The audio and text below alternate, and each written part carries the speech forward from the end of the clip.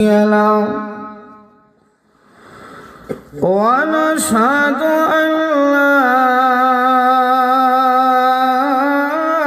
إله إلا الله وحده لا شريك له ونشهد أن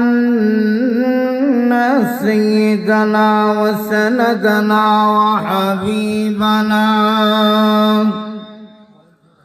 ومولانا محمدا عبده ورسوله الذي أرسل إلى الناس كافة بشيرا ونذيرا وداعيا إلى الله بإذنه وسراجا منيرا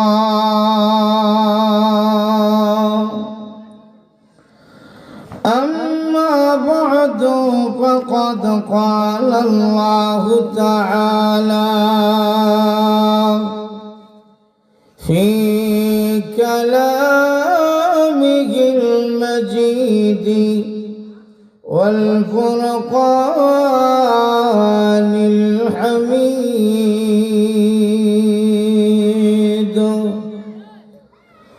أعوذ بالله من الشيطان الرجيم بسم الله الرحمن الرحيم قل إن كنتم تحبون الله فاتبعوني يحببكم الله ويغفر لكم ذنوبكم والله غفور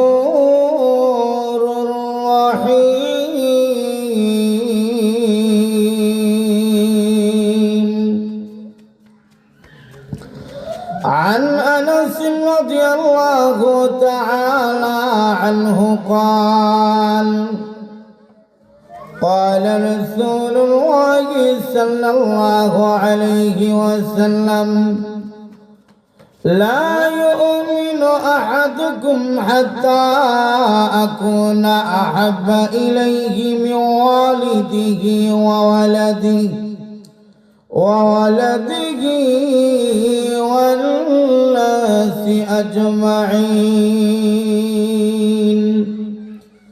صدق الله العظيم وصدق رسوله النبي الكريم ونحن على ذلك لمن الشاهدين والشاكرين والحمد لله رب العالمين. اللهم صل على سيدنا ومولانا محمد وعلى آله وأصحابه وسلم. اللهم صل على سيدنا ومولانا محمد وعلى آله وأصحابه وسلم. لا إله لا إله لا إله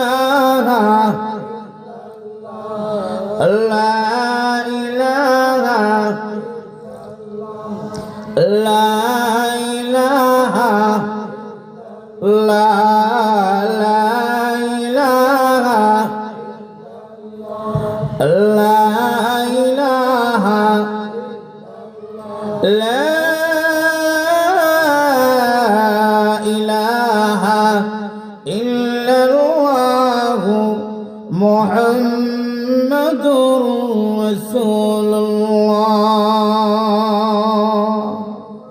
সাল্লাল্লাহু আলাইহি ওয়াসাল্লাম। বড় পিপরিয়া পশ্চিম পাড়া বাইতুল মামুর জামে মসজিদের উদ্যোগে এবং কবরবাসীদের রূহের মাগফিরাত কামনায় আজকের দ্বিতীয় ওয়াজ ও দোয়া মাহফিলে অত্যন্ত সম্মানিত সভাপতি সাহেব দামাত বারাকাতুহুম, উপস্থিত মুরব্বিয়ানে আজম, কলিজার টুকরা যুবক ভাইরা, এলাকাবাসী এবং দূর দূরান্ত থেকে প্রাণপ্রিয় মুসলমান ভাইরা, পর্দার আড়ালে অবস্থানরত অত্যন্ত শ্রদ্ধেয় মা বোনেরা, মহান আল্লাহ পাকের দরবারে অন্তরের অন্তঃকরণ থেকে শ্রদ্ধাজলিত কণ্ঠে প্রাণ খুলে জবান খুলে যে আল্লাহ আমাদেরকে আসার তৌফিক দিলেন তার দরবারে শুকর আদায় করছি। সবাই বলি আলহামদুলিল্লাহ। আমি আপনাদের কাছে জানতে চাই, আজকের মাহফিলের মধ্যে উপস্থিত হতে পেরে আপনারা সবাই খুশি না বেজার? বলেন তো দেখি, আজকের মাহফিলে আসার তৌফিক কে দিয়েছেন? জোরে বলেন, কে দিয়েছেন? কোরআনের মাহফিল জান্নাতের বাগান, আর কোরআনের আলোচনা, হাদিসের আলোচনা, আল্লাহ এবং নবীর আলোচনা নীরবে ধীরস্থিরে মনোযোগ সহকারে আল্লাহ সন্তুষ্টির জন্য এবং কিছু শিকার জন্য আমাদেরকে শুনতে হয়। কি বলেন আপনারা? এই জন্য যারা এলাকাবাসী আছেন, দুই একজন আশেপাশের বাচ্চাদেরকে কিছু থামায় রাখেন। তারা তো ওয়াজের মাঝখানে আরো বড় ওয়াজ করে বইয়ে থাকবে, তখন ওয়াজের লাইন আপনারা বুঝবেন না। বাচ্চা কাচ্চারা যারা আশপাশে আসেন, আপনারা মাহফিলে চলে আসেন, না হয়তো বাজারে যান গা, না হয়তো বাড়িতে যান। কোরআনের মাহফিলে বাধা দেওয়া, মাঝখানে ডিস্টার্ব হওয়া, এটা তো খারাপ নাকি? খারাপ না বলেন? তো আজকের মাহফিলে যিনি তৌফিক দিয়েছেন আসার জন্য, জোরে বলেন তিনি কে? জোরে বলেন তিনি কে? ভালো কাজে আসা, ভালো কাজ করা, এটা আল্লাহর তৌফিকে দেন। যাকে আল্লাহ পছন্দ করেন তাকেই সুযোগ দেন। ইচ্ছে করলেই ভালো কাজে আসা যাওয়া যায় না। অনেক মানুষ আছে আরামসে ঘুমাইয়া নামাজ পড়ে না, কাজ নাই নামাজ পড়ে না, ইচ্ছে করে নামাজ পড়ে না। আবার অনেক মানুষ এমন আছে যাকে আল্লাহ পছন্দ করেন বিদায় ক্ষেত কামারে কাজ কইরাও আইসা নামাজের সাজদা দেয়। হাঁটু ধরে পান কেন? আল্লাহ পছন্দ করেছেন। মালিক যাকে পছন্দ করেন তার দ্বারাই ভালো কাজ করা সম্ভব। এই এলাকায় কি আপনারা ছাড়া আর কোনো মানুষ নেই? আপনারা কি আমার কথা বুঝেন না মনে হয়, নাকি ইংলিশ কো? এই এলাকায় কি আপনারা ছাড়া আর কি কোনো মানুষ নেই? কবরস্থান ওই নাকি জিন্দা আছে? কিন্তু সবাই কি মাহফিলের মধ্যে এসেছে বলেন? তাহলে আল্লাহ যাকে পছন্দ করেন সেই আসবে। কি বলেন আপনারা? তা আপনাদেরকে পছন্দ করেছেন কে? জোরে বলেন, পছন্দ করেছেন কে? আল্লাহ পছন্দ করে এনেছেন। আল্লাহর পছন্দ মতো আমরা চলবো, আল্লাহর পছন্দের কথা শুনবো, শুনে আমল করব, এই তো নিয়ত নাকি? যিনি পছন্দ করলেন তার দরবারে আবারও সবাই জুড়ে সুরে একটা আওয়াজ দেন। সবাই পড়ে আলহামদুলিল্লাহ। জোরে পড়েন আলহামদুলিল্লাহ। আপনারা যে আলহামদুলিল্লাহ আওয়াজ দিছে মাইক ছাড়া, আমি যদি মাঝখানে দাঁড়াই আলহামদুলিল্লাহ কই, আপনারা থেকে আরো বেশি দিব। বুকের সমস্ত শক্তি অর্জন করে সব এক জায়গায় জমা করে যিনি দিয়েছেন এই বুক মুখ, তার নামে আবারও জোরে বলেন আলহামদুলিল্লাহ। জোরে বলেন আলহামদুলিল্লাহ। প্রিয় ভাইরা, আমি আপনাদের সামনে পবিত্র কোরআন শরীফের এখানে আয়াতে কারীমা আপনাদের সামনে তেলাওয়াত করেছি। আয়াতে কারীমার শুরুতেই আল্লাহ বলেন কুল, হে নবী আপনি বলুন, ইন কুনতুম তুহিব্বুনাল্লাহ, যারা এই কথার দাবিদার যে আমি আল্লাহকে ভালোবাসি, বলুন তো দেখি মুমিনের অন্তরে সবচাইতে বেশি মহব্বত কার? জোরে বলেন, মুমিনের অন্তরে সবচাইতে বেশি মহব্বত কার? ওয়াল্লাযীনা আমানু আশাদ্দু হুব্বান লিল্লাহ,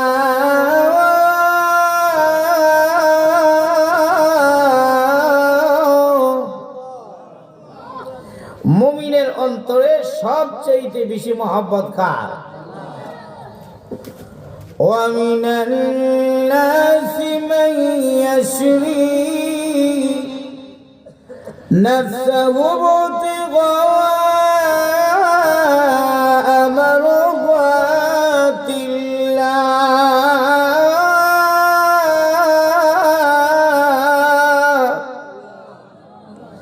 মুমিনের অন্তরে সবচেয়ে মহব্বত বেশি কার জন্য? আল্লাহর জন্য।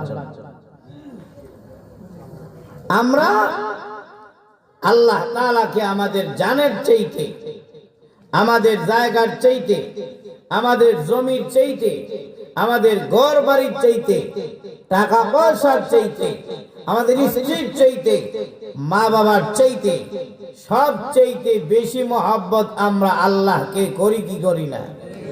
আর এরকম করি কি করি না? দুনিয়ার কিছু মানুষ আছে দুনিয়ার পাগল, আর এরকম না। দুনিয়ার কিছু মানুষ আছে কিসের পাগল?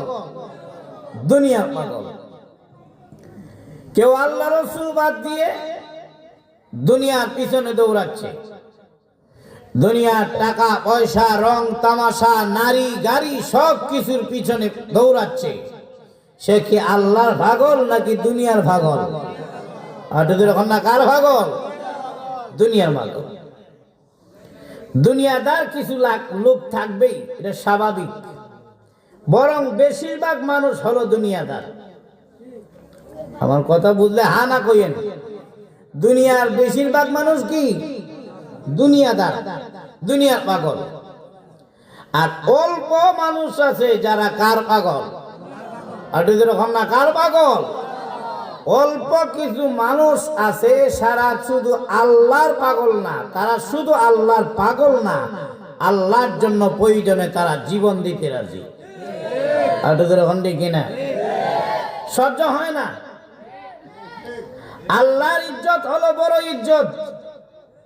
যেই মুমিনের কাছে আল্লাহর ইজ্জত নাই, ওই মুমিনের ঈমান নাই। আর এরকম না। মুমিনের ভিতরে সবচাইতে বড়ত্বের ইজ্জতের মালিক হবেন তিনি কে? আল্লাহু আকবার। তিনি কে? আল্লাহ হলেন সবচাইতে বড়। মুমিনের কাছে সবচাইতে বেশি মহব্বতের এবং মর্যাদার বেশি পাত্র হবেন আল্লাহ। আল্লাহকে মুমিন খুব বেশি ভালোবাসে। আমি আপনাদের কাছে জানতে চাই, আপনারা এইভাবে যদি মাহফিলে কথাবার্তা বলেন তাহলে তো ওয়াজের মন মানসিকতা নষ্ট হয়ে যাবে। আপনারা তো আমার পিছনে না, সবাই তো সামনে আছেন, নাকি আমি কানা হইয়া ওয়াজ করতেছি? সবাই তো দেখতে আছে। আপনারা যদি একজনে আরেকজনের কানে কানে করেন, কথাবার্তা বলেন, তাহলে মাঝখানে যে আমি কি করবো আমি নিজেই জানতাম না। আপনারা শুনবেন আমার কথা, চাইবেন এদিকে। আমি যদি কানাইয়া ওয়াজ করতাম তাহলে 2-3 ঘন্টা ওয়াজ করার পরে দেখা যাইতো শুধু এরা আছে, আর কেউ নেই। সবাইকে তো বুঝানোর জন্য ছায়া ছায়া ওয়াজ করতেছি। আপনারা নীরব থাকবেন, কথা বুঝবেন, হা না জবাব দিবেন। তো দুনিয়ার কিছু মানুষ আছে এরা দুনিয়ার পাগল, আর কিছু মানুষ আছে কার পাগল? জোরে বলেন, তারা কার পাগল? দুনিয়ার কিছু মানুষ দুনিয়া ছাড়া বুঝে না, আর কিছু মানুষ এমন আছে যারা আল্লাহ তাআলাকে ছাড়া বুঝে না। আর যখন এরকম আছে কিনা নাই? যেমন যত রাত বাড়ে ততই আমাদের ঘুম বাড়ে, যত রাত বাড়ে ততই আমাদের কি বাড়ে? ঘুম বাড়ে। ফজরের সময় যদি আপনারা ডাক দেয়, মনটা চায় দাঁড়া লইয়া সেইটা মাথাটা ভালো লইতাম যেটা ডাক দিছে। মানে যত সময় যায় তখন দেখবেন ঘুম বাড়তে আছে। 2টা 3টার দিকে ঘুম কি কম লাগে না বেশি লাগে? আরে বাপ রে বাপ, ডাক দিলে মাথা ভাগল হইয়া যায়। করলে কি তুই এখন ডাক দিলে করলে কি? দুনিয়ার কিছু মানুষ ঘুম থেকে উঠতে চায় না, ফজরের সময় নামাজে উঠতে চায় না, কারণ এরা হলো দুনিয়ার পাগল। আর কিছু কিছু মানুষ আছে তারা দুনিয়ার পাগল না, তারা আল্লাহর পাগল। রাত গভীর হইলে আমাদের ঘুম বাড়ে, আর রাত যত গভীর হয় যারা আল্লাহর পাগল তাদের ঘুম কমে যায়। এখন ঠিক কিনা? কিছু মানুষ আছে ফজরের সময় উঠতে চায় না, ঘুম বেড়ে যায়। কিন্তু কিছু মানুষকে ফজরের সময় ঘরে ধরেও রাখা যায় না, ঠান্ডার সময় ঘুম থেকে উঠে যায়। কেন? ফজরের নামাজ পড়ব, তাহাজ্জুদের নামাজ পড়ব, একাকী রাত্রিতে ঘুম থেকে উঠে তাহাজ্জুদের নামাজ শুরু করে দেয়। ঠান্ডার সময় এসার সময় হাতের মধ্যে আমরা পানি লাগাইতে চাই না, ঠান্ডা লেগে যাবে। আর এরা তাহাজ্জুদের সময় ঘুম ভেঙে যায় আর তাহাজ্জুদের নামাজের মধ্যে দাঁড়ায় যায়। আমি জানতে চাই এরা কি দুনিয়ার পাগল নাকি আল্লাহর পাগল? আর জোরে বলেন, এরা কার পাগল? আল্লাহ নবী রাহমাতুল্লাহ আলাইহি বলেন, তাহাজ্জুদের সময় যখন করিয়াছি, মহান রব্বুল আলামিন তাহাজ্জুদের সময় নিচের আসমানে আল্লাহ তাআলা নেমে আসেন। আল্লাহ রব্বুল আলামিন ওই সময় এসে ডাকতে থাকেন, যেই সময় মানুষ ঘুমায়া যায়, ঘুম থেকে উঠতে চায় না, প্রচুর ঘুমের মধ্যে থাকি। এমন সময় মহান আল্লাহ রব্বুল আলামিন নুজুলে রহমতের সময় আল্লাহ ডাকতে থাকেন আর বলতে থাকেন, এমন কেউ আছনি? হালমিন সাইলিন হালমিন মুস্তাগফিরিন। আমি আল্লাহর কাছে এই তাহাজ্জুদের সময় নজুলের রহমতের সময় কি চাইবা? এমন কেউ আছনি? আমি আল্লাহর কাছে চাইবা, চাইতে দেরি হবে, আমি মহান আল্লাহ তোমাদের চাওয়া পূরণ করতে দেরি করব না। হালমিন মুস্তাগফিরিন। যদি জিন্দেগির মধ্যে সাগরের ফেনা পরিমাণ গুনাহ থাকে, যদি উহুদ পাহাড় পরিমাণ যদি তোমার গুনাহ থাকে, আল্লাহ বলেন আমি আল্লাহ নিচের আসমানে নেমে গেলাম, চারে বান্দা আমি আল্লাহর কাছে মাপ চা। আর জিন্দেগি গুনার জন্য তওবা কর। আমি আল্লাহ নিচের আসমানে আসলাম, তুই আল্লাহ তওবা করতে দেরি হবে, আমি আল্লাহ তোর জিন্দেগির গুনাহ তাহাজ্জুদের সময় মাফ করতে দেরি করব না। এমন সময় তাহাজ্জুদের সময় যারা ঘুম থেকে উঠে যায়, বাইরালি পরিষ্কার কথা হলো তারা দুনিয়ার পাগল না, তারা হলো আল্লাহর পাগল। আপনাদের এখন দেখি না? তো দুনিয়ার কিছু মানুষ আছে, এরা দুনিয়া দুনিয়া দুনিয়া দুনিয়া ছাড়া কিছুই বোঝে না। আর কিছু মানুষ আছে আল্লাহ তাআলাকে ছাড়া কিছুই বোঝে না। আপনাদের এখন দেখি না? এরা হাঁটতেও আল্লাহর নাম জপে, বইয়েও আল্লাহর নাম জপে, দাঁড়ায়ও আল্লাহর নাম জপে, ঘুমানোর সময় আল্লাহর নাম জপে, শেষ রাত্রি তো আল্লাহর নাম জপে। এরা কার পাগল? আরো জোরে বলেন, এরা কার পাগল? আল্লাহর পাগল। কিয়ামতের দিন আল্লাহ তাআলা একদলকে বলবেন যে তোমরা জান্নাতে যাও। তোমরা কই যাও? জান্নাতে যাও। তারা বলবে ফেরেশতারা জান্নাতে যাব না। ইয়া আল্লাহ, সুবহানাল্লাহ কইতেন না? বলবে কই যাও? জান্নাতে যাও। আর তারা বলবে কি? জান্নাতে যাব না। কি আশ্চর্য, জান্নাতে যাব না কেন? এমনি ডাক দিয়ে বলে ফেরেশতারা জান্নাত পাওয়ার জন্য নামাজ পড়ি নাই, জান্নাত পাওয়ার জন্য রোজা রাখি নাই, জান্নাত পাওয়ার জন্য হজ করি নাই, জান্নাত পাওয়ার জন্য যাকাত দেই নাই, জান্নাত পাওয়ার জন্য কোরআন তেলাওয়াত করি নাই, ইবাদত করি নাই জান্নাত পাওয়ার জন্য। ইবাদত করেছি আল্লাহ পাককে পাওয়ার জন্য। জান্নাতে যাব না। আগে সংবাদ দাও আমার মালানেওয়ালা আল্লাহ কোথায় আছে? আল্লাহ কোথায় আছেন বলো। এই জন্য আব্দুল কাদের জিলানী বলেন জান্নাতু জাহান্নাম সে ইয়া রব কি क्या करो, জান্নাতু জাহান্নাম সে ইয়া রব কি क्या करो, আরজু হাই তুমি তুঝে দেখা করো। আব্দুল কাদের জিলানী বলেন প্রভু গো, জান্নাত জাহান্নাম দিয়ে আমি কি করব?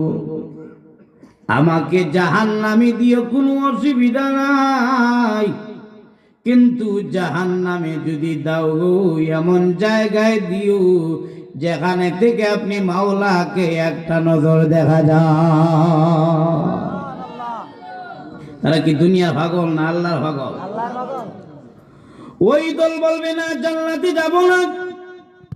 আল্লাহ কোথায় আছেন বলো। আল্লাহ রাব্বুল আলামিনের পক্ষ থেকে আওয়াজ আসবে ফেরেশতারা রে, আমার বান্দারা জান্নাতে যায় না, আমি আল্লাহকে দেখতে চাই, জানায়া দাও রে। জান্নাতের ভিতরে গেলে আমি মহান আল্লাহ আমার বান্দা বান্দীদেরকে দেখা দিব। কিছু মানুষ আছে এরা নিজের জানের চাইতে সব কিছুর চাইতে মহব্বত বেশি করে কাকে? কাকে বেশি মহব্বত করে? আমি আপনাদের কাছে জানতে চাই, আমরাই শুধু আল্লাহরে ভালোবাসি নাকি আল্লাহ? না, আমরা যদ্দূর আল্লাহকে ভালোবাসি এর চাইতে কোটি গুণ বেশি আল্লাহ আমাদেরকে ভালোবাসে। দেখি না? তবে একটা ব্যবধান আছে, আমরা আল্লাহরে ভালোবাসি ভাইয়া আর আল্লাহ আমাদেরকে ভালোবাসেন না ভাইয়া। আমরা আল্লাহরে ভালোবাসি একটা স্বার্থে, কিন্তু আল্লাহর ভালোবাসার মধ্যে কোনো স্বার্থ নেই। দুনিয়ার কোনো মানুষ বিনা স্বার্থে আপনারে ভালোবাসে না। আপনি যদি দেখেন আপনার খালায় বেশি বেশি করে আপনারা দুধ খাওয়ায়, মধু খাওয়ায়, বেশি বেশি করে ফল ফ্রুট খাওয়ায়, মনে রাখবেন এই ভালোবাসার মধ্যেও স্বার্থ আছে। এমন হইতে পারে কয়দিন পরে আপনার খালা করে বোন আপনার কান্দ তুলে দিব। ওখান দেখি না, দুনিয়ার সবার ভালোবাসার মধ্যে স্বার্থ আছে, কিন্তু আমরা যদ্দূর আল্লাহকে ভালোবাসি এর চাইতে কোটি গুণ বেশি যে আল্লাহ আমাদেরকে ভালোবাসেন। আল্লাহর ভালোবাসার মধ্যে কোনো স্বার্থ নাই। স্বার্থ যদি আল্লাহর ভালোবাসার মধ্যে থাকতো, আপনি নামাজ পড়েন না, রোজা রাখেন না, কিছু না, তো আল্লাহ কে লাগে আপনারা ভালোবাসতো? আল্লাহর স্বার্থ থাকলে? আল্লাহ তো স্বার্থ নাই। আল্লাহ রাব্বুল আলামিন আমাদেরকে কেমন ভালোবাসেন? আল্লাহ নবী বিশ্বনবী রাহমাতুল লিল আলামিন হাদিস বর্ণনা করেছেন। আল্লাহ নবী বলেন, সাহাবীরা রে, ওই যে তাকায় দেখো জেলখানার মধ্যে এক মহিলা তার কুলের বাচ্চাকে হারিয়ে ফেলেছে। এক তো মহিলা জেলখানার মধ্যে আছে, এমনিতে অশান্তি, আর কুলের বাচ্চা হারিয়ে গেছে। এইবার চিন্তা করেন মার কেমন অশান্তি। বাচ্চা মা খুঁজতেছে, এক পর্যায়ে দৌড়াইতে দৌড়াইতে একটা কুলের বাচ্চা পাইল। কুলের মধ্যে তাকায় দেখে নিয়ে এটা তার বাচ্চা না, এমনি ছেড়ে দিয়েছে। ছেড়ে দিয়ে আবার দৌড়ায়, আর একটু সামনে গিয়ে আরেকবার আরেকটা বাচ্চাকে কুলে নিল। তাকায় দেখে এটা তার বাচ্চা না। মা এবার আবার এই বাচ্চাটাকে ছেড়ে দিয়েছে। দৌড়াইতে দৌড়াইতে সামনে গিয়ে আর একটা বাচ্চা কুলে নিয়ে তাকায় দেখে ঠিকই তার কলিজার টুকরা সন্তান। এবার মা এই বাচ্চাটা পাইয়া, তার সন্তানটা পাইয়া কত খুশি হয়েছে। বাচ্চাকে কোলের মধ্যে নিয়া সন্তান রে গালে নাকে মুখে চুমু দেয়, আর আনন্দে চোখের পানি ছেড়ে দিয়ে কান্দে, আর বলে প্রভু গো, হারানো বাচ্চা খুঁজে পাইলাম। আল্লাহ নবী বলেন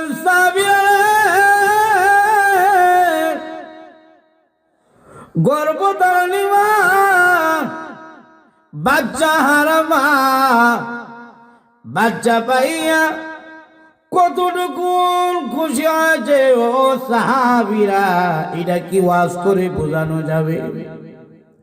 সাহাবায়ে কেরাম বলেন, ইয়া রাসূলুল্লাহ, ইয়া হাবিবাল্লাহ, বাচ্চা হারামা, বাচ্চা পাইয়া কতটুকু খুশি হয়েছে এটা তো ওয়াজ করে বোঝানো যাবে না। আল্লাহর নবী বলেন, সাহাবীরা রে, ওই বাচ্চা হারামার চাইতে আমার মহান আল্লাহর দয়া মায়া তার বান্দার প্রতি আরো বেশি। সাহাবীরা রে, বাচ্চা হারামা, বাচ্চা পাইয়া ওই সুলতানের, বাচ্চা হারামা, বাচ্চা পাইয়া ওই সন্তানের প্রতি মা বাবা যতটুকু খুশি হয়েছে, মা যতটুকু সন্তান পাইয়া খুশি হয়েছে, কোন গুনাহগার যখন গুনার রাস্তা ছেড়ে দেয় আর যখন তওবা করে, প্রভু আল্লাহ করেছি, অপরাধ করেছি, আল্লাহ তওবা করলাম, আর জীবনে গুনাহ করব না, আল্লাহ আর জীবনে নামাজ ছাড়ব না, আর রোজা ছাড়ব না, আল্লাহর কোরআন তেলাওয়াত ছাড়ব না, আর চোখ দিয়ে জিনা করব না, আল্লাহ আর অঙ্গ প্রত্যঙ্গ দিয়ে গুনাহ করব না। আল্লাহ তোমার দরবারে পূর্ণভাবে খাঁটিভাবে আমি চলে আসলাম। আল্লাহ ওয়াদা দিলাম আর গুনার ধারে কাছেও যাব না। আল্লাহ নবী বলেন, সাহাবীরা রে, বাচ্চা হারামা, বাচ্চা পাইয়া যতটুকু খুশি হয়েছে, কোন গুনাহগার যখন গুনাহ ছেড়ে আল্লাহর দরবারে চলে আসে, মসজিদে গিয়ে তওবা করে নামাজ পড়ে, বাচ্চা হারামার চাইতে মহান আল্লাহ তার বান্দার প্রতি আরো বেশি খুশি হয়ে যায়। আল্লাহর দয়া মায়া মানুষের প্রতি কম না বেশি? এখন না, সেই আল্লাহ আমাদেরকে ভালোবাসেন কি বাসেন না? আমি আপনাদের কাছে জোরে আওয়াজ চাই, সেই আল্লাহ আমাদেরকে ভালোবাসেন কি ভালোবাসেন না? আল্লাহ এই জন্য বলেন, হে নবী আপনি বলুন, কুল, যারা এই কথা বলে আমি আল্লাহকে ভালোবাসি, তাদেরকে জানাই দেন, ইন কুনতুম তুহিব্বুন আল্লাহ, যারা এই কথা দাবি করে যে আমি আল্লাহকে ভালোবাসি, তাদেরকে জানাই দেন, হে নবী, শুধু ভালোবাসি বললেই হবে না, ভালোবাসার প্রমাণ দিতে হবে। যারা বলে আল্লাহকে ভালোবাসে তাদেরকে প্রমাণ দিতে হবে রাসূলের কথা মানার মাধ্যমে। আর তোদের এখন দেখি না, ভালোবাসি ভালোবাসি ভালোবাসি, কারে ভালোবাসেন? বলে আল্লাহরে ভালোবাসি, নামাজ পড়েন না দি, ভালোবাসি ভালোবাসি ভালোবাসি, রোজা রাখেন না দি, ভালোবাসি ভালোবাসি, নামাজ পড়েন, তাহলে বাচ্চা কাচ্চাদেরকে পর্দা করান না কেন? আপনি করেন না কেন? ভালোবাসি ভালোবাসি বললেই হয় না, প্রমাণ দিতে হয়। সবাই আল্লাহরে ভালোবাসি, আল্লাহকে যদি আমরা ভালোবাসি, ভালোবাসার প্রমাণ দিতে হবে কার অনুসরণে? নবীর অনুসরণে। কার অনুসরণে?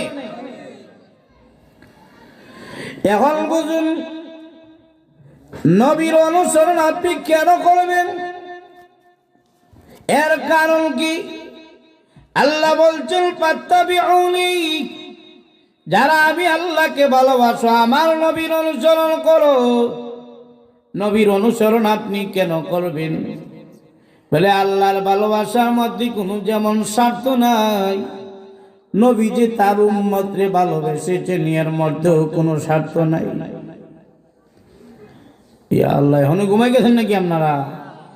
আল্লাহর ভালোবাসার মধ্যে কোনো স্বার্থ নাই। নবী যে আমরা আল্লাহকে এত কিছু করছেন, নবীর ভালোবাসায় কোনো স্বার্থ আছে?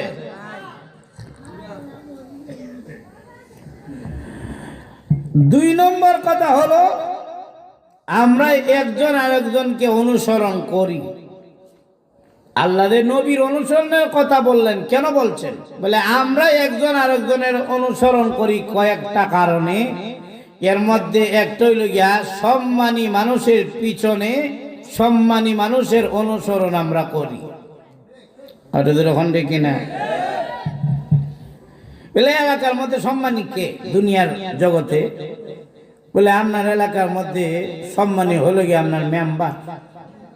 এই জন্য মনে মনে যদিও হইতে পারে না, কিন্তু একটা আশা থাকে যদি মেম্বার হইতে যেতাম।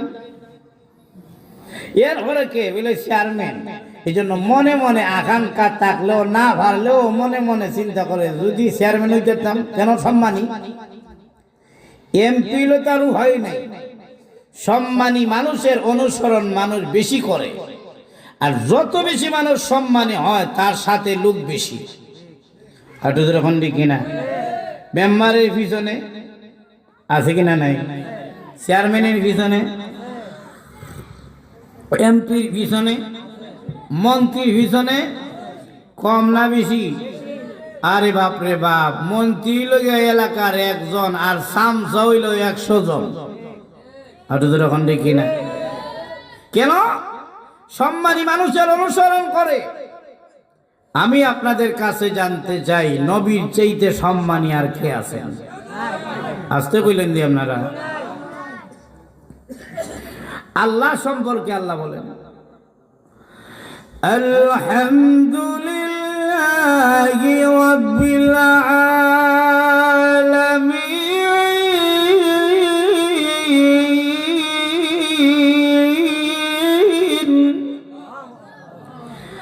আল্লাহ হলেন রব্বুল, জোরে বলেন, আল্লাহ হলেন রব্বুল আলামিন। আর আল্লাহ তাআলা নবী সম্পর্কে বলেন, ওয়ামা আরসালনাকা ইল্লা রাহমাতাল লিল আলামিন।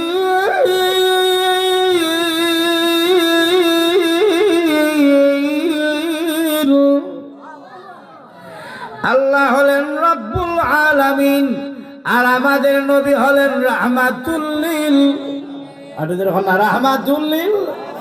আল্লাহ রাব্বুল আলামিন বলেন, হে নবী, আমি আল্লাহ যত জায়গার জন্য রব্বুল আলামিন। আসমানের জন্য আল্লাহ হলেন রব্বুল আলামিন, জমিনের জন্য রব্বুল আলামিন, চন্দ্র সূর্যের জন্য রব্বুল আলামিন, পানির জন্য রব্বুল আলামিন, সকল কিছুর জন্য আল্লাহ যেমন হলেন রব্বুল আলামিন। আল্লাহ বলেন, ওয়ামা আরসালনাকা ইল্লা রাহমাতাল লিল আলামিন। আল্লাহ বলেন, নবী গো, যত জায়গার জন্য আমি আল্লাহ রব্বুল আলামিন, তত জায়গার জন্য আমি আল্লাহ আপনি বন্ধুকে বানায় দিলাম রাহমাতুল লিল আলামিন। এখন না নবীর মতো সম্মানী আর কেউ আছে? আর এখন না সম্মানী কেউ আছে নাকি? ও ভাই বলুন তো দেখি, গেইটের যদি চাবি না থাকে ভিতরে ঢুকতে পারবেন? আরো আসতে কোন? কিয়ামতের দিন নবীর হাতে থাকবে জান্নাতের চাবি। আসতে দিয়ে কইলেন সুবহানাল্লাহ। এটা রাত্রি রোজা রাখো নাকি? মুখদি কথা নাই, সুবহানাল্লাহ ধরে এখন না। নবীর হাতে কিসের চাবি থাকবে? ধরে ধরে এখন সুবহানাল্লাহ। কিয়ামতের দিন সকল নবীগণ জান্নাতের গেটের মধ্যে দাঁড়িয়ে যাবেন। এই গেট খোলো। আপনি কে? বলে আমি আদম নবী। কেন এসেছেন? ভিতরে ঢুকতে চাই। গেট খোলো। এখনো সময় হয় নাই। আদম আলাইহিস সালাম থেকে ঈসা নবী পর্যন্ত সমস্ত নবীগণ জান্নাতের গেটের মধ্যে দাঁড়ায় থাকবেন, কিন্তু জান্নাতের গেট খোলা হবে না। এমনি নবীগণ বলবেন, ও জান্নাতের গেটের পাহারাদার ফেরেশতা, গেট কেন খুলো না? এখনো কি সময় হয় নাই? বলে না, এখনো সময় হয় নাই। কেন হয় নাই? সুবহানাল্লাহ বললাম, এখনো সময় হয় নাই কেন? জান্নাতের পাহারাদার ফেরেশতা বলে, আদম শুনি, নূহ শুনি, ইব্রাহিম শুনি, মূসা শুনি, ঈসা শুনি, কিন্তু মুহাম্মদ নাম কেন শুনি না? ওই নবী কি এখনো জান্নাতের গেটের মধ্যে আসেন নাই? বলে না, উনি তো এখনো আসেন নাই। উনি কোথায় আছেন? বলে উনি এখনো হাসরের কঠিন ময়দানে উম্মতি উম্মতি বলে কান্দে। তার একটা উম্মত যতক্ষণ পর্যন্ত জাহান্নামে থাকবে, উম্মত রেখে ওই নবী ততক্ষণ পর্যন্ত জান্নাতের দিকে একটা কদম বাড়াবে না। নবীর সম্মান মর্যাদা কম না বেশি? আমরার মতো? আল্লাহু আকবার, সুবহানাল্লাহ। নবীর সম্মান চূড়ান্ত সম্মান। একটি কথায় চূড়ান্ত সম্মান কয়টা কথায়? নবীর সম্মান হলো আল্লাহর পরের মর্যাদা। সুবহানাল্লাহ। সর্বোচ্চ মর্যাদার সাথে আল্লাহ আছেন। আল্লাহর সাথে কোনো তুলনা আছে? না। কোন নবীগণের তুলনা কি আল্লাহর সাথে আছে? আল্লাহু আকবার। আল্লাহ হলেন বানানেওয়ালা, সর্বোচ্চ মর্যাদার মালিক। তিনি কি? দ্বিতীয় নম্বরে হলেন রাহমাতুল লিল আলামিন। তাহলে নবীর মর্যাদা কার ঘরে? আল্লাহর ঘরে। তাহলে সম্মানের জন্য যদি কাউকে অনুসরণ করতে হয়, দুনিয়ার মেম্বারের পিছনে দৌড়িও না, নবীর অনুসরণে দৌড়ো। এখন ঠিক কিনা? সম্মানের লাগে যদি কারো অনুসরণ করতে হয়, বাদ দিয়ে দাও দুনিয়ার নেতা নেত্রী। যিনি তোমার নেতা, যিনি তোমার এই আখিরাত দেখাইছেন, যিনি তোমাকে উম্মত বানিয়েছেন, সেই রাহমাতুল লিল আলামিনের অনুসরণ করো, কারণ তার চাইতে সম্মানী কেউ নাই। এখন ঠিক কিনা? নবীর অনুসরণ বাদ দিয়ে সম্মানী হইতে পারবেন? দুই নম্বর হলো, আমরা একজন আরেকজনের অনুসরণ করি সুন্দরের লাগিয়া। দুনিয়ার মানুষ সুন্দরের পাগল। এখন না, দুনিয়ার মানুষ কিসের পাগল? সুন্দরের পাগল। সুন্দর একটা বন্ধুই তো, এটা মনের চাহিদা নাকি? চায় না সবাই? আমার একটা সুন্দর বন্ধু হোক। মাঝে মাঝে আরেকটা নিয়ত তাহে, সুন্দরের লাগে সবাই পাগল, আর সুন্দর মাইয়া বিয়া করার লাগে তো আরো বেশি পাগল। এখন না, মা গেছে অমুক বাড়ি, গিয়ে দেখে একটা কন্যা সন্তান হয়েছে, আরেকজনে করে একটা কন্যা সন্তান হয়েছে।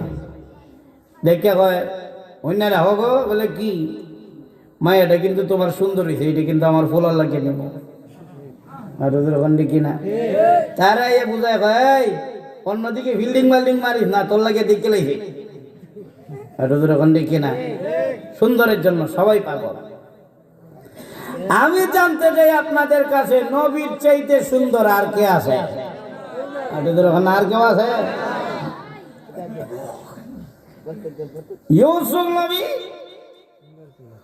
উনিও সুন্দর, কিন্তু আমার নবীর মতো। আম্মা বানাইছেন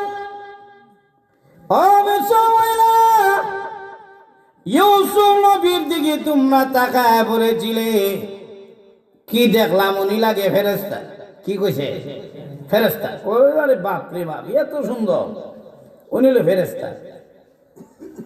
আম্মা জান আয়েশা বলেন, মিশরের মহিলারা গো, ইউসুফ নবীর দিকে তোমরা তাকাইয়া আপেলের বদৌলতে আঙ্গুলে ছুরি লাগাইছিলা, কিন্তু শোনো গো, ইউসুফ নবীর জায়গায় যদি আমার স্বামী মুহাম্মদ রাসূলুল্লাহ সাল্লাল্লাহু আলাইহি সাল্লামকে রাখা হইতো, আপেলের বদৌলতে আঙ্গুলে ছুরি লাগাইতা না, ডাইরেক্ট নবীর চেহারার দিকে তাকাইয়া কলিজার মধ্যে ছুরি লাগাইয়া দিতা। আম্মা আয়েশা বলেন, লানা শামসুন ওয়ালিল আফাকি শামসুন ওয়া শামসিক আফদালু মিন শামসিস সামা। আম্মা জান আয়েশা বলেন, আকাশের একটা সূর্য আছে, আমি আয়েশারও একটা সূর্য আছে। আম্মা জান আয়েশা বলেন, আকাশে সূর্য উদিত হয় সকালে, আর আমি আয়েশার সূর্য উদিত হয় এশার নামাজের পরে। আম্মা জান আয়েশা বলেন, পৃথিবীর মানুষেরা রে, আকাশের সূর্যের চাইতে কিন্তু আমার সূর্যের দাম কোটি গুণ বেশি। সেই সূর্যের নাম হলো মুহাম্মদুর রাসূলুল্লাহ। আম্মা জান আয়েশা, দুনিয়ার মানুষেরই জাননি আল্লাহর নবী কেমন সুন্দর ছিলেন।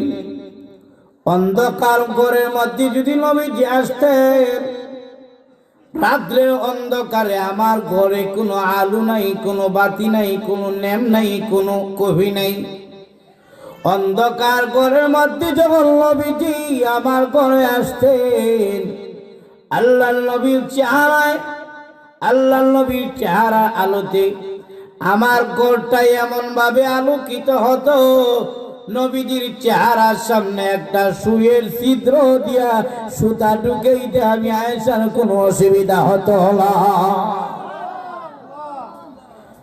হাসান হোসেন রাদিয়াল্লাহু তাআলা বলেন, না না, ওই ঘর থেকে আরেক ঘরে যাব, কিন্তু মাঝখানে কোনো বাতি নেই। না না গো, ল্যাম্পের ব্যবস্থা করেন, কুফির ব্যবস্থা করেন, বাতির ব্যবস্থা করেন। আল্লাহর নবী বলেন, হাসান হোসেন রে, ল্যাম্পের ব্যবস্থা, বাতির ব্যবস্থা কোথায় পাবো? আমি নবীজি হাসি দেই মাঝখান দিয়ে, তোমরা চলে যাও। নবীর সৌন্দর্য কম না বেশি? কইতাম নি না, অসুবিধা হইতেছে, ঘুমে ধরে লেছিলাম না। চূড়ান্ত একটা সুন্দর ওয়াজ করি, আর বেশি সুন্দর লাগতো না, এটা শুনলেই বুঝে নেবেন। চূড়ান্ত রসুলকে লালন পালন করছেন রসুলের দুধমা হালিমাতুস সাদিয়া রাদিয়াল্লাহু তাআলা। আমি আপনাদের কাছে জানতে চাই, রসুলকে দেখার কোনো বাকি রয়েছে? বাকি রয়েছে নাকি? রসুলকে লালন পালন কইরা 2-1 বছর পরে যখন আমেনার কাছে দিয়ে যান, ওই সময় দেওয়ার সময় হালিমাতুস সাদিয়া কয়েকটা ভাষণ দিয়েছিলেন রসুল সম্পর্কে। সুবহানাল্লাহ কইতেন না? এর মধ্যে একটা ভাষণ হলো, হালিমা ডাক দিয়ে বলেন, আমেনা নাও তোমার সন্তানকে দিলাম, তবে ভাষণ একটা দেই শোনো। আমেনা, 2টা বছর পর্যন্ত তোমার বাচ্চাকে লালন পালন করেছি, কিন্তু বানানেওয়ালা আল্লাহ পাকের কসম খেয়ে বলি, তোমার ছেলের মতো এত সুন্দর ছেলে আমি জিন্দেগিতে দেখি নাই। সুবহানাল্লাহ। আমেনা ডাক দিল, হালিমা তুমি থাকো গ্রামে, আর আমি থাকি মক্কা নগরীতে, শহরে। গ্রামের ছেলেগুলোর চাইতে শহরের ছেলেগুলো একটু পরিষ্কার পরিচ্ছন্ন থাকে, এই জন্য একটু সুন্দর বেশি দেখা যায়। ও হালিমা শোনো, আমি আমেনা বলি, আমার জিন্দেগিতে কত সন্তান দেখেছি, মক্কা মদিনা তায়েফ ঘুরে ঘুরে দেখেছি, আমার সন্তান মুহাম্মদের মতো এত সুন্দর ছেলে আমার জিন্দেগিতেও দেখি না। এটা হলো রসুলের আম্মা জানের বক্তব্য। মা বলতেছেন সন্তান সুন্দর। সুন্দর কি কম না বেশি? সুবহানাল্লাহ কি বাড়ি দিয়া কইবে? জোরে সোরে কন্যা সুবহানাল্লাহ। আল্লাহ রাখল জিবরাইল, হালেমা বলে দেখে নাই, আমেনাও বলে দেখে নাই। তারা পরিপূর্ণভাবে আমার নবীর শান বলতে পারে নাই। আমার নবীরে আমি আল্লাহ কত সুন্দর বানাইছি, যাও তুমি জিবরাইল গিয়ে বলো। জিবরাইল আসলেন। জিবরাইল তোমাদের বয়স কত? বেলে 30-35-এর ঊর্ধ্বে আমাদের বয়স হবে না। মক্কা মদিনা তায়েফ ছাড়া আর কোন জায়গা তোমরা গেছো কি? বেলে না যাই নাই। এই 3 জায়গার মধ্যে আর 30-35 বয়সের মধ্যে কি দেখবা আর কি কইবা? শুনে রাখো, আমি জিবরাইল বলি, আমাকে মহান আল্লাহ রাব্বুল আলামিন এমন ক্ষমতা দিয়েছেন, প্রতি মিনিটে তাম পৃথিবী একবার চক্কর দিতে পারি। আমার জন্ম হতে আজ থেকে লক্ষ লক্ষ বছর আগে আমি জিবরাইল আল্লাহর কসমকে বলি গো, তাম পৃথিবী আমি বারবার ঘুরে ঘুরে দেখেছি, মুহাম্মদের মতো এই ছেলের মতো এত সুন্দর ছেলে আমি জিন্দেগিতে জিবরাইল দেখি না। আল্লাহ জিবরাইল, আমেনা বলেছে দেখে নাই, তুমিও বলেছো দেখো নাই, হালেমাও বলেছে দেখে নাই। তাহলে তোমাদের কথায় বোঝা যায় দেখার বাহিরে রয়ে গেছে। জিবরাইল শুনো, এবার আমি আল্লাহ আমার বন্ধুর সুন্দরের প্রশংসা করি। সুবহানাল্লাহ। ও জিবরাইল, আমেনাকে জানায় দাও, হালিমারে জানায় দাও, তুমিও শুনে রাখো, আমি আল্লাহ বলি আমার বন্ধুরে কত সুন্দর বানাইছি। এই তামাম পৃথিবীর যত মাখলুক আছে সব মাখলুক গুলো আমি আল্লাহ নিজের হাতে বানাইছি। আমি আল্লাহ বানালে আমার দাদার ইজ্জতের কসমকে বলি রে, দেখো নাই না আমি আল্লাহ আমার বন্ধুর চাইতে এত সুন্দর করে আর কোন মাখলুকই বানাই না। আল্লাহু আকবার জোরে বলেন, জোরে বলেন আল্লাহু আকবার। এক সাহাবী তো চিৎকার দিছে, চিল্লাইয়া উঠছে, কথা বুঝেননি আমার?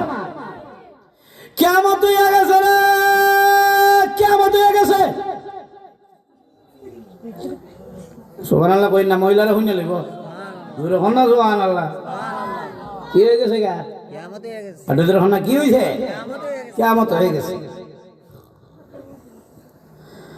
আরেকজন বলেন, ও জাবির, কি কিয়ামত হয়ে গেছে বলুক? তাকায় দেখো না, আকাশের পূর্ণিমার চাঁদ জমিনে ভেঙে পড়ে গেছে। কিয়ামত যখন হয়ে যাবে, আকাশের ছাদ এবং সূর্য ভেঙে পড়ে যাবে। তাকায় দেখো না, আকাশের পূর্ণিমার চাঁদ ভেঙে পড়ে গেছে। ওই সাহাবী বলেন, হে জাবির, ভালো করে তাকায় দেখো, এটা আকাশের পূর্ণিমার চাঁদ নয়, এটা আমেনার পূর্ণিমার চাঁদ। ওই সাহাবী তাকায় দেখে আকাশের চাঁদের জায়গায় আকাশের চাঁদই আছে। নবী মুহাম্মদুর রাসূলুল্লাহ সাল্লাল্লাহু আলাইহি সাল্লাম কাবা শরীফের সামনে দাঁড়ায় দাঁড়ায় মহান রবের কোরআন তেলাওয়াত করতেছে। আর যখন না সুবহানাল্লাহ। ওই সাহাবী একবার আকাশের চাঁদের দিকে তাকায়, আরেকবার আল্লাহর নবী রাহমাতুল লিল আলামিনের চেহারার দিকে তাকাচ্ছেন। সুবহানাল্লাহ বলেন। ডাক দিয়ে যাবি, কি দেখতেছ? ওই সাহাবী বলেন, আমি দেখতেছি আকাশের চাঁদ সুন্দর নাকি রাহমাতুল লিল আলামিনের চেহারা সুন্দর? কি নির্ণয় করলাম? আকাশের চাঁদ সুন্দর নাকি রাহমাতুল লিল আলামিনের চেহারা সুন্দর? বলো, কি তুমি নির্ণয় করেছো? ওই সাহাবী বলেন, আল্লাহর কসম, আকাশের চাঁদের মধ্যে গাছের মতো একটা কলঙ্কের দাগ দেওয়া আছে, কিন্তু আল্লাহর নবী রাহমাতুল লিল আলামিনের চেহারার মধ্যে কোনো কলঙ্কের দাগ দেখা যায় না। নবীজির চেহারা আকাশের চাঁদের চাইতে আমার কাছে মনে হয় আরো কোটি গুণ বেশি সুন্দর।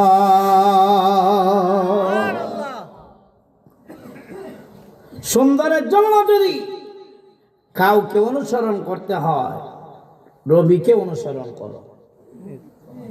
এখন ঠিক কিনা? দুনিয়ার কত সুন্দর দেখবা, একদিন আছে, দুই দিন নাই। ওলা যদি সুন্দর হয় বিয়ার ঘরে নাই, মায়া যদি সুন্দর হয় 5 দিন ডাইরে হইল, ওই মাইয়ারে খুঁজে হওয়া যাইতো না। এখন ঠিক কিনা? দুনিয়ার সৌন্দর্যের পিছনে বাদ দিয়ে সবচাইতে সুন্দর যিনি, তিনি হলেন আমার আপনার নবী মুহাম্মদুর রাসূলুল্লাহ সাল্লাল্লাহু আলাইহি সাল্লাম। দুনিয়ার সুন্দর আর সুন্দরীর পিছনে ঘুরে না ঘুরে, তাদের অনুসরণ না করে নবীর অনুসরণ করো। এখন ঠিক কিনা? এইগুলো দুইটা। 3 নম্বরে আমরা একজন আরেকজনের অনুসরণ করি এই চরিত্রে। চরিত্র যদি ভালো হয়, তার অনুসারী আরো বেশি হয়। এখন ঠিক কিনা? আপনি সম্মানী কিন্তু চরিত্র ভালো না, আপনি সুন্দর আপনার চরিত্র ভালো না, যে আপনার লগে থাকে হে হই রাইয়া কয় এতে 1 নম্বরের বাটফার। এখন ঠিক কিনা? মেম্বার চেয়ারম্যান হলো কি লয়, ইদি কয়েকদিন আগে গরিবের চাউলটা মাইরে খাইছে। সম্মানী হইলে কি হলো? হেদি সুদখোর। মানুষের সৌন্দর্য চেহারা দিয়ে না, মানুষের মর্যাদা শুধু চেহারা হইলে, মর্যাদা হইলেই আপনার দাম বাড়ে না। মূলে সৌন্দর্য হলো চরিত্র দিয়া। এখন ঠিক কিনা? চরিত্র যদি ভালো হয়, চেহারা কালো হোক, কিন্তু চরিত্র ভালো হইলে আপনার মর্যাদা বেশি। দুনিয়ার মানুষের কাছে না থাকতে পারে, কিন্তু আল্লাহর কাছে বেশি। এখন কম না বেশি? অনেক বেশি। এবার আমি আপনাদের কাছে জানতে চাই, নবীর চাইতে বেশি চরিত্রের অধিকারী কে আছেন? এখন না কেউ আছে নাকি? আল্লাহু আকবার। আমরা এমনিতে বলি অমুক নেতার চরিত্র ফুলের চাইতে পবিত্র, খুঁজে গিয়ে দেখেন নামাজ পড়ে না, 1 ওয়াক্ত, রাত্রে খায় মদ 3 ওয়াক্ত। এখন ঠিক কিনা? আর আমরা তো কইতারি এমনি, মুখ তো আল্লাহ দিছে, কইতারি অমুক নেতার চরিত্র ফুলের চাইতে পবিত্র। সর্বনাশ, ফুলের চাইতে পবিত্র হয়ে যাবে গে? আপনার নেতা অনেক সময় মুইতে হানি লয় না। আমার আপনার নবীর চরিত্র ফুলের চাইতে পবিত্র না, আমার আপনার নবীর চরিত্র ফুলের চাইতে বেশি চরিত্র। এখন দেখি না? নেতার অনুসরণ বাদ দাও, নবীর অনুসরণ করো। আল্লাহ এমনি তোমার নেতা বানাই দিব। এখন দেখি না? নামাজি নেতা নাই, নামাজি নেতা নাই, রোজাদার নেতা নাই, দাড়িওয়ালা নেতা নাই। কার চরিত্র গ্রহণ করছে? নবীর চরিত্র। নবীর চরিত্র কেমন আল্লাহ বলেন, وَإِنَّكَ لَعَلَى خُلُقٍ عَظِيمٍ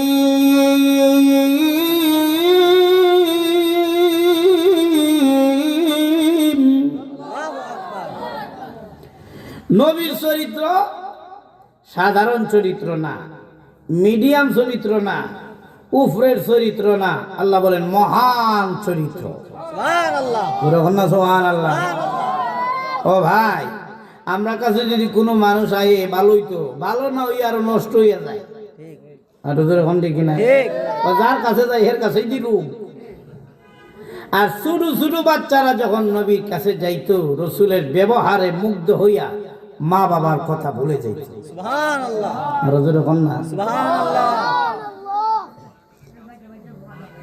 শুনছে রসুল মক্কায় আইতেছেন, ফালাচ্ছে, সবাই দৌড়াচ্ছে। এক ছোট বাচ্চা মাথার মধ্যে গাঁটটি লইয়া হেও দৌড়ায়। মুহাম্মদ যদি এবার মক্কা ইয়া করে, আমরা তো তার দুশ্মন, মাইরা পুরা সাইজ করে লিব, জায়গা ভালাইয়া গাঁটটি উঠি মাথা লইয়া যাইতেছে। কিন্তু এত বড় বুঝা নেওয়ার ক্ষমতা তার নাই। রাখিয়া বইয়ে বইয়া কানতেছে, বাঁকতেছে কেন? রসুল থেকে বাঁচার জন্য। কারণ মক্কার মানুষ রসুলকে বড় কষ্ট দিছে। তখন রসুল আবার মক্কা বিজয় করার জন্য ইয়ে করছেন। এখন সবাই ডরাইয়া ভাগতেছে। হেও বাগার মধ্যে গেছিল, কিন্তু গাঁটটির কারণে আর কইতে পারে না। এখন যাইব বইয়ে রয়েছে আর কানতেছে। ঘটনা কমে রসুল এই রাস্তা দিয়ে যাচ্ছে। সুবহানাল্লাহ কইতেন না? গিয়া তাকায় দেখেন এক বাচ্চা কাঁদতেছে। বাচ্চা তো আর নবীকে চিনে না। কি তুমি কান্দো কেন? হে বলতেছে, মুহাম্মদের ডরে ভয়ে সবাই পালাচ্ছে, আমি তো কোনো অপরাধী না। যারা রসুলকে কষ্ট দিছে এদের বাচ্চা আমরা। বাচ্চাদের তো অপরাধ নেই। আমরা মা বাপ কষ্ট দিছে, আমরা দাদা দাদি কষ্ট দিছে, আত্মীয় স্বজন কষ্ট দিছে, আমরা তো কষ্ট দেই নাই। কিন্তু এর পরও মুহাম্মদের হাত থেকে বাঁচার জন্য সবাই পালাচ্ছি। আমিও হালাইতেছিলাম, কিন্তু এই যে গাঁটটি দেখে, এটা মাথার মধ্যে নিলে রাস্তা আর দেখি না, শুধু লাল নীল বাতি দেখি, শুধু চোখে বাড়ি মারে, কোন দিকে যাইতারি না। নবীর চরিত্র দেখেন কেমন। আমরা নিজের আপনজনের রক্তের লোকের সাথেই আমরা ভালো হইতে পারি না। কিনা বাপ মার সাথে সম্পর্ক ভালো নাই, ভাইয়ের সাথে সম্পর্ক ভালো নাই, বোনের সাথে নাই, ওই বোনের সাথে বোন বোধহয় স্বীকার করতে চায় না যদি কিছু দেওয়ার লাগে। কিন্তু রসুল ডাক দিয়ে বলেন, মনে মনে রসুল হারায় যাইবে কই? কিন্তু রসুল তো দয়ার সাগর, উম্মতের জন্য নবীর মায়া বেশি। সে তো ছোট বাচ্চা, সে তো রসুলের দুশ্মন, কিন্তু রসুলের কাছে তাকে দুশ্মন মনে হয় নাই।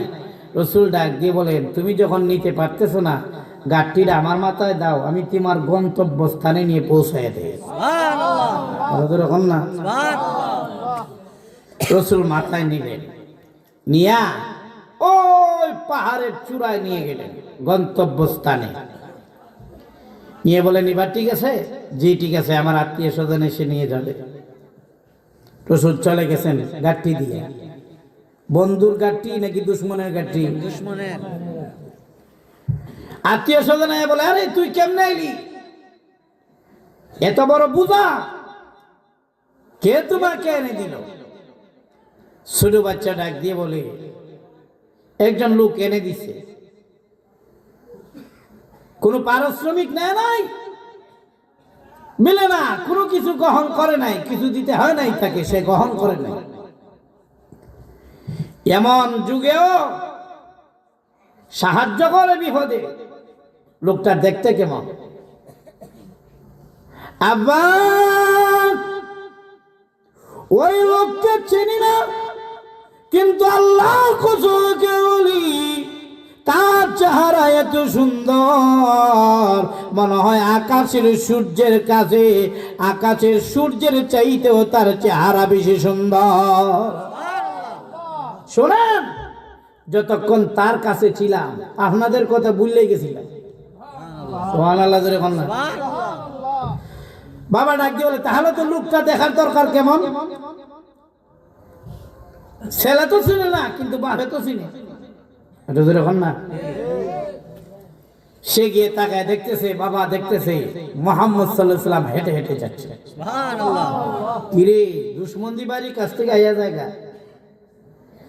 হে মুহাম্মদ দাঁড়ান। আজকের চরিত্রের মাধ্যমে প্রমাণ হয়ে গেছে আপনি যে আখির নবী, কোনো সন্দেহ নাই। যেই মুহাম্মদ দুশমনের গাঁটটি মাথায় নিতে পারে, ওই মুহাম্মদ মিথ্যা নবী হতে পারে না। আপনার চরিত্রের কাছে নত হইয়া শুধু আমি নয়, আমার পরিবারের যারা আছে সবাই এই মুহূর্তে কালমা পড়ে মুসলমান হয়ে গেলাম। নবীর চরিত্র ও মুসলমান সবচাইতে বড় সম্পদ হলো চরিত্র। ঠিক কিনা? যে কোনো ধর্মের লোক হোক, চরিত্র যদি ভালো হয় এটা সবচাইতে বড় সম্পদ। কিন্তু আমরা তো এগুলো নাই ভাই। এগুলার কথা কইলে কবি নজরুল, এগুলো আজ বাদ দেন, আমরা সবই জানি। চরিত্র আজকে বুড়া হয়ে গেছি, কিন্তু আমরা গান বাজনা ছাড়তে পারি না। ঠিক কিনা? বুড়া হয়ে গেছি কিন্তু বিড়ি সিগারেট ছাড়তে পারি না, বাচ্চাদেরকে লাইনে আনতে পারি না, বুঝাইতে পারি না। কেন? আমরা যেমন তারা হইছে, কিন্তু নবীর চরিত্র কেমন? আল্লাহু আকবার। আমরা সব জায়গায় ভালো হইল, বউয়ের কাছে এত তাড়াতাড়ি ভালো যায় না। না বউ কই তুমি আলেম, ও তুমি ভিসা বলে, হ তুমি মসজিদের ইমাম, হ বউয়ে ডাক দেখো, অন্যের কাছে তুমি বড় হতে পারো, কিন্তু তুমি যে কয় নম্বর আমি ভালো করে জানি। এখন দেখি না, এক বউ কয় এরা যে কার কাছে আইছে মরি দিত, বলে আমার কাছে আইছে। তোমার থেকে বড় কত ভিড় আছে, হেরা কাছে যাইতে না। বলে কি আমার সাথে বড় ভিড় কি? কয় একজন ফিট দেখছি আকাশে উড়ে। উনি ডাক দিয়ে বলেন আকাশে যে উড়ছিল এই ফিটটা কিন্তু আমিও। এমনি বউয়ে ডাক দিয়ে, হয় তুমি আসলা, এটা লাগে দেখছি ঠ্যাংটা বেখা। বউয়ের কাছে তো তাড়াতাড়ি কি হওয়া যায় না, ভালো হওয়া যায় না। কিন্তু রসুল বলেন আমি আমার স্ত্রীদের কাছে ভালো। সুবহানাল্লাহ। আসতে বলবেন না, জোরে বলবেন। আম্মা আয়েশা বলেন রসুলকে অনেক দিন চেষ্টা করেছি আগে সালাম দেওয়ার জন্য, কিন্তু দিতে পারি না। সুবহানাল্লাহ। জিন্দেগিতে বউরে সালাম দেয় মানুষ, আজকে গিয়ে দিবেন, দিবেন নি আপনারা? কারা কারা দিবেন একটু হাত তুলেন দেখি। সবাই সালাম দিবেন তো ইনশাল্লাহ? আজকে গিয়ে দিবেন, বাড়িতে গিয়া হ্যাঁ দরজা খোলো, দরজা খোলার পরেই লম্বা করে একটা সালাম দিবেন, আসসালামু আলাইকুম ওয়া রাহমাতুল্লাহ। বউ ডাক দিয়ে কইবো আজকে একটা ফাগলা ওয়াজ করতে গিয়ে নিয়েছে। তো লক্ষ্য করে দেখেন, সালাম দিবেন স্ত্রীর কাছেই যদি আপনি সালাম না দিতে পারেন, মা বাপরে যদি সালাম না দিতে পারেন, কই দিবেন আপনি? কই কোন জায়গায় কি করলেন? সবাই রে সালাম দিতে চায়, মাঝে মাঝে চায়, কিন্তু মা বাপরে সালাম দেয় না। মা বাপরে মা কই এটা হে না, বাপ কই এটা হে না, কয় বেটা বেটি। আর তোদের এখন দেখি না, আমি সে কথা বললাম। অসভ্য জানোয়ার সবাইকে আজকে আপন বানাইতে চায়, কিন্তু মা বাপকে যেই সন্তান আপন বানাইতে চায় না, সে প্রকৃত সন্তান নয়, সে হলো কুলাঙ্গার সন্তান। আর তোদের এখন দেখি না, সবকিছু বুঝে কিন্তু মা বাপ বুঝে না। রাসূল সাল্লাল্লাহু আলাইহি সাল্লাম সব সময় সালাম দিতেন। আম্মা আয়েশা বলেন রাসূল আইয়া ঘরের মধ্যে কাজ করতেন, সুবহানাল্লাহ বল না, সুবহানাল্লাহ। সালাম দিয়া রাসূল আইয়া জিজ্ঞাসা করতেন, আয়েশা তুমি কি করো? হুজুর আমি তরকারি রান্না করব। রাসূল বলেন ঠিক আছে, তুমি আলু কাটো আর আমি অন্যদিকে পেঁয়াজ কাটি। রাসূল বলেন তুমি রান্না বসাও, আমি পানিটা এনে দিই। সুবহানাল্লাহ, সুবহানাল্লাহ। নবীর চরিত্রটা চিন্তা করছেন কেমন? আমরা দেশে যদি কোনো জামাই বউয়ের লগে কাজ করে, হেরা উঠতে কই বেট হয়ে গেছে, নাউজুবিল্লাহ কোন না, এটা আর ফাইজ দেখি বেটে গেছে গা, বউয়ের কাজ করে তো করছে তো কি হয়েছে, নবী করছেন তে আমরা করছি তো সমস্যা কি? আপনাদের ওখানে কি এটাই তো নবীর আদর্শ। আজকে বউয়ের সাথে আমাদের আচরণ ঠিক নাই। অন্য মহিলা যদি হয় ভাবি তুমি ঠিক আছো, কিন্তু নিজের বউয়ের লগে আচরণ ঠিক নাই, নিজের বউয়ের সাথে আচরণ ঠিক নেই। অনেক মানুষ তো আছে বউরে মারে, এখন আছে কিনা নাই? মহিলা জাতির গায়ে হাত তোলা নিষেধ, রসুল বলছেন। আপনি কাজটা করেন কি, বউরে মারতে মারতে নাই, আর গালি যা আছে দুনিয়া সব বউরে দেয়, এরকম আছে কিনা নাই বলে? আপনাদের এখন না, তো তুমি কি করছো? বড় কোনো কাজ করতেছো, বউরই তো মারছো, আর কেউ তো হাল্লা না, বেডি না মারছো, বেডা তো মারতার না, করলা কি তুমি? রসুল যখন কোনো বিচার করতেন মহিলাদের, তার স্ত্রীদের বেশি থেকে বেশি মেসওয়াক দিয়ে বাড়ি দিতেন।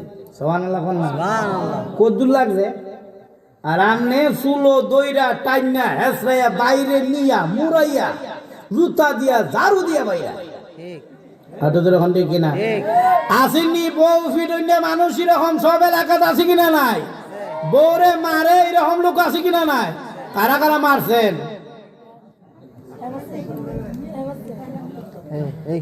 লক্ষ্য করে দেখে। আমরা স্ত্রীদের সাথে আচরণ ভালো না। অহন তো সবাই আল্লাহর ওলি, কিন্তু গড় গেলে বুঝা যাইব আপনাদের স্বীকার করছেন না। আপনাদের ওখান থেকে কিনা তো শুনেন, নবীর একটা চরিত্রের ঘটনা, ওনার স্ত্রীদের সাথে আম্মাজানদের সাথে কি একটা করছিল, আর রসুল কি করছেন? সুবহানাল্লাহ কোন জোরে করে, আর জোরে হন না। আম্মাজান আয়েশা বলেন,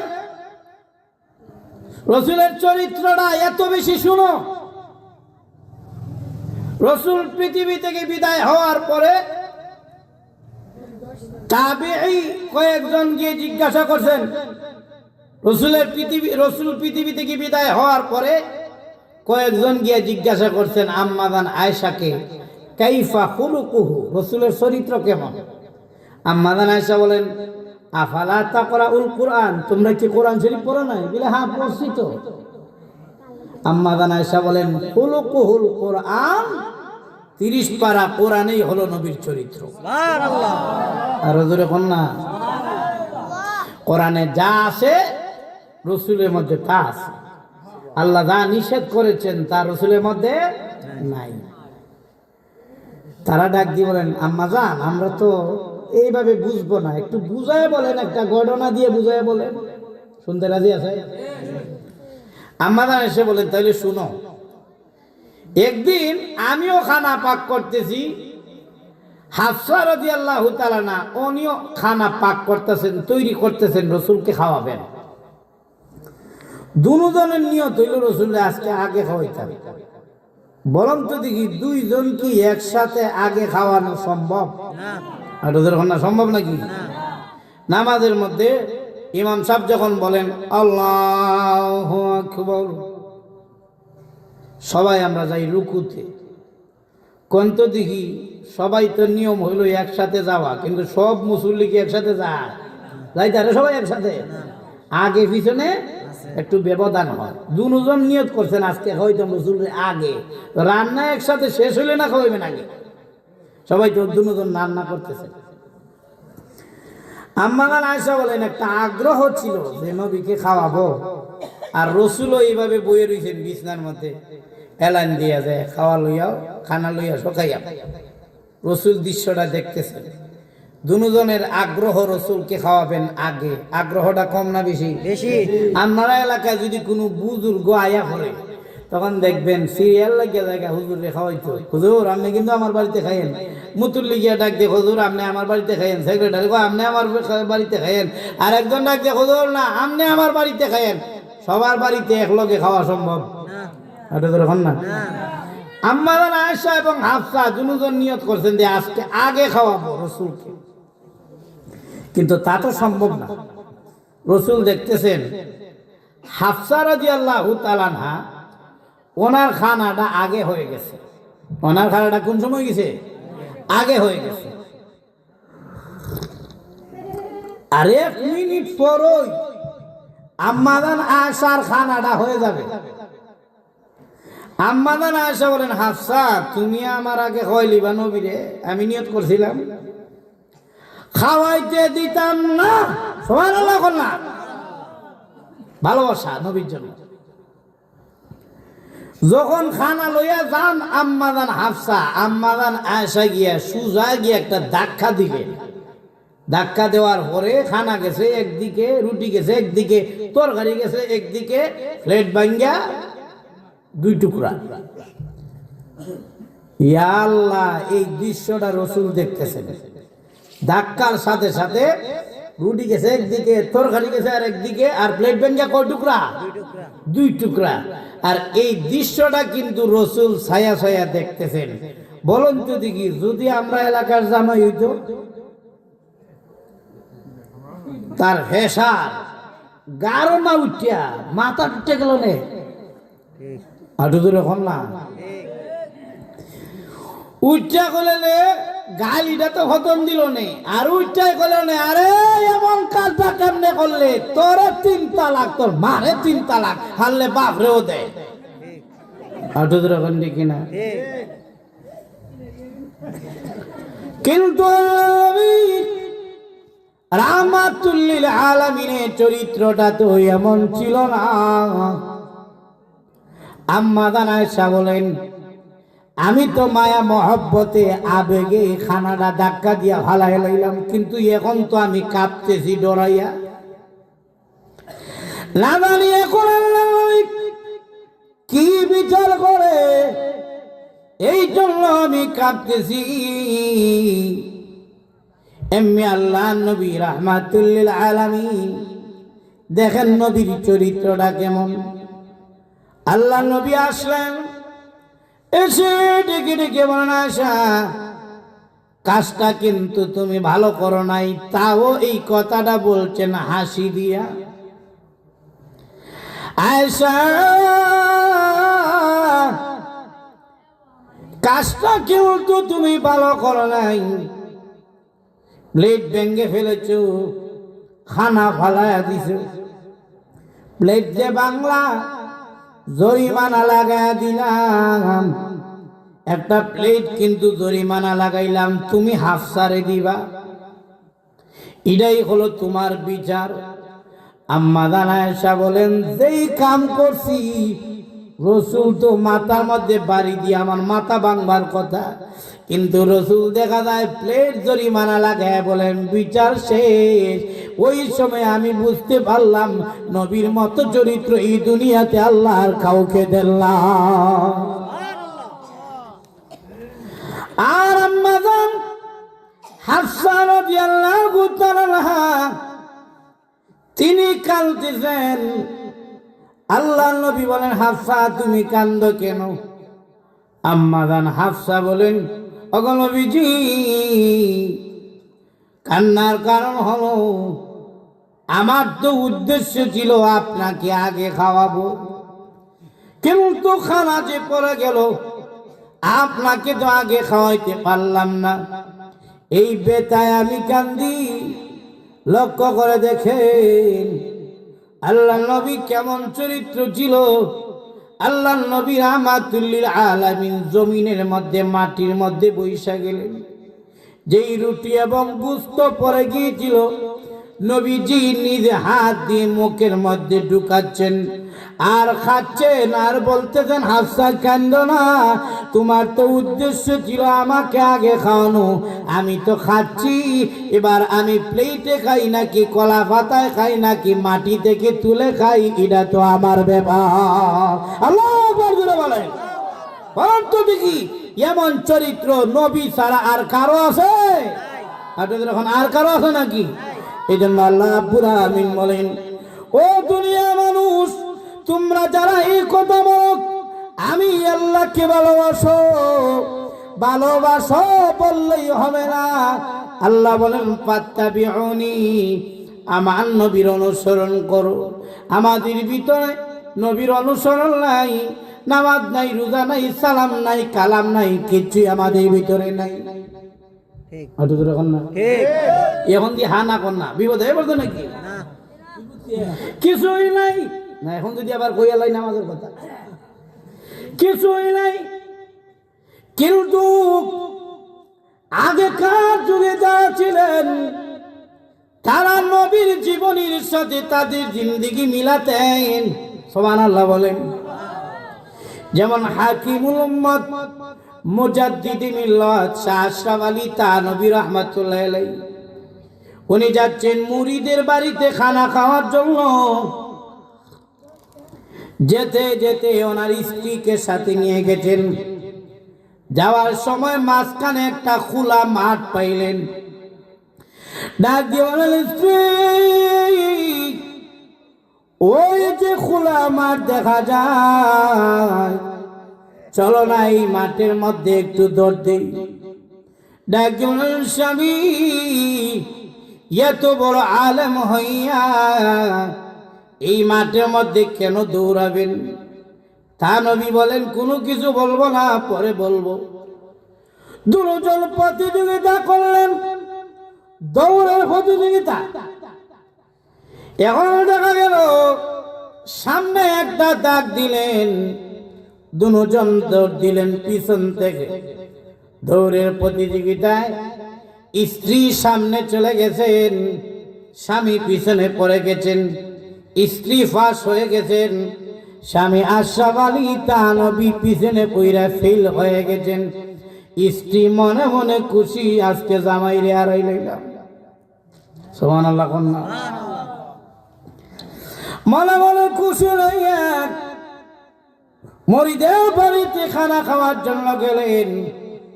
খানা শেষ হওয়ার পরে এমনি থানভী রাহমাতুল্লাহ আলাইহি আবার আসতেছেন স্ত্রীকে নিয়ে। আবার ওই মাঠের সাথে সাক্ষাৎ হয়েছে। ডাক দিয়ে বলেন, স্ত্রী গো, চলো না আবার একটু প্রতিযোগিতা করি। একবার আপনি স্বামী হইয়া ফেল করলেন আর আমি জিততে গেলাম, এখন আবার কেউ প্রতিযোগিতা? আমি তো হাস। চলো না দ্বিতীয়বার একটা প্রতিযোগিতা করি, তাহলে দেখা যাইব। আর এখন তো দাওয়াত খাইয়েছি, শক্তিটা একটু বাড়ছে, দেখি কি একটু প্রতিযোগিতা লাগাই। দুজন আমার করতেন। এবার আসলে থানভীর সামনে চলে গেছেন, স্ত্রী পিছনে পড়ে গেছেন। স্বামী আশরাফ আলী থানভীর সামনে চলে গেছেন আর স্ত্রী পিছনে পড়ে গেছেন। স্ত্রী মনে মনে সান্ত্বনা দিয়ে বলেন, যে মনই হোক, দুজন সমান সময় জামাই বউ দুইজন সমান সমান, এখন আর কোনো অসুবিধা নাই, দুইজনেই খুশি থাকবো। পিছন দিক থেকে হাসতেছেন, কিন্তু সামনে গিয়ে তাকে দেখেন আশরাফ আলী থানভী চোখের পানি ছেড়ে দিয়ে কাঁদতেছেন। স্বামী আশরাফ আলী থানভী কাঁদলেন। স্ত্রী ডাক দিয়ে বলেন, স্বামী গো, কান্দেন কেন? বুঝলাম না গো, দুজন সমান সমান, তাহলে কান্দেন কেন?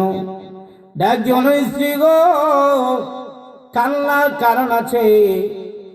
আজকের প্রতিযোগিতা আমি আলেম হইয়া দৌড়ের প্রতিযোগিতা করার কথা না, কিন্তু জানো আজকের প্রতিযোগিতা করলাম। আজকের প্রতিযোগিতা আল্লাহ নবী এবং আম্মাজান আয়েশার রাতের সাথে মিলাই নিলাম। কারণ আল্লাহ নবী আম্মাজান আয়েশার সাথে নবীজি প্রতিযোগিতা করেছিলেন। প্রথমে রাসূল জিতে গিয়েছিলেন, প্রথমে আম্মাজান আয়েশা জিতে গেছিলেন, দ্বিতীয়বারে রাসূল জিতে গেছেন। স্ত্রী গো, আজকে তুমি প্রথমে তোমারে জিতায় দিলাম, দ্বিতীয়বারে আমি জিতে গেলাম। আজকের রাত্রি প্রতিযোগিতা রাহমাতুল লিল আলামিন এবং আম্মাজান আয়েশার প্রতিযোগিতার সাথে মিলায় নিলাম।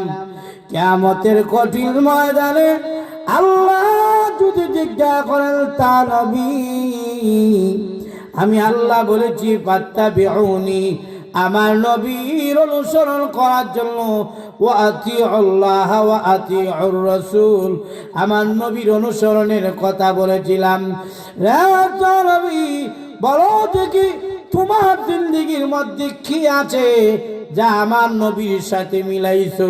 আমি বলবো প্রভু গো, কোনো কিছু মিলবে না, কিন্তু তাকে দেখো, তোমার নবীর একটা রাত্রির সাথে আমি তা নবীর একটা রাত্রির মিল পাওয়া যায়। এতেই বোঝা যায় আমি তোমার নবীর আসে। ওই রাত্রির উসিলায় তুমি আমাকে নবীর সাথে জান্নাতে দিয়ে দাও। তারা নবীর জীবনের সাথে তাদের জীবনী মিলাইতেন, আর আমরা শয়তানের সাথে আমরা জিন্দেগি মিলাই। আর তো যখন না শয়তানের যে কাম আমরা ওই কাম,